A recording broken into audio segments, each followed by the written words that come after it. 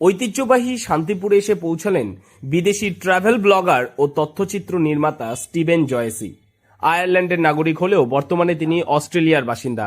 চলতি মাসের ৩ তারিখে অস্ট্রেলিয়া থেকে কলকাতায় পৌঁছে সেখান থেকে কলকাতার চিত্রগ্রাহক অর্কদীপ রায়ের সঙ্গে যোগাযোগ করে বিশেষ তথ্যচিত্র সংগ্রহের উদ্দেশ্যে ছুটে আসেন তিনি নদিয়ার শান্তিপুরে। অস্ট্রেলিয়া থেকে আসছেন, আমার সাথে আলাপ 5 তারিখ থেকেই হয়েছে। 5 তারিখ থেকে আমরা কলকাতা দেন শান্তিপুর ঘুরলাম।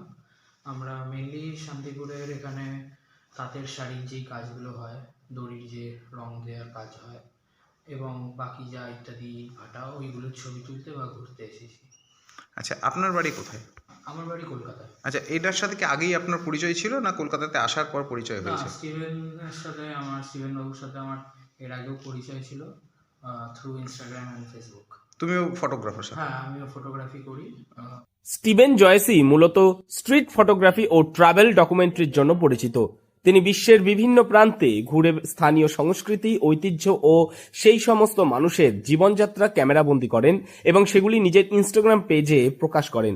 শান্তিপুরে এসে তিনি বিশেষভাবে মুগ্ধ হন এখানকার প্রাচীন তাঁতশিল্প, সুতো প্রস্তুত প্রক্রিয়া এবং বিভিন্ন শান্তিপুরী শাড়ির ঐতিহ্যে।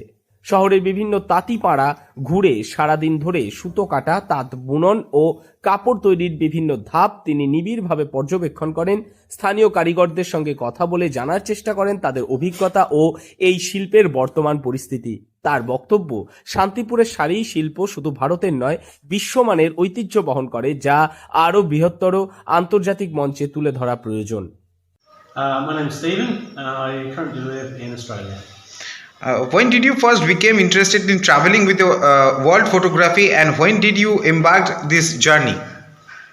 It was probably literally only a week ago I came across the Instagram page, got in touch and just booked a 2-day trip. What kind of photography do you do? A bit of everything really, but I'm currently interested in street photography and travel photography as a whole. Yeah, it's been great. Not so much Shantipur, but in Calcutta I came across Mini Shiva Festival, which was very good. Got covered in powder. But there was an unfortunate event where I saw another festival where I approached to take some photographs, but Baba came and said, "No photos, you have to give me some money."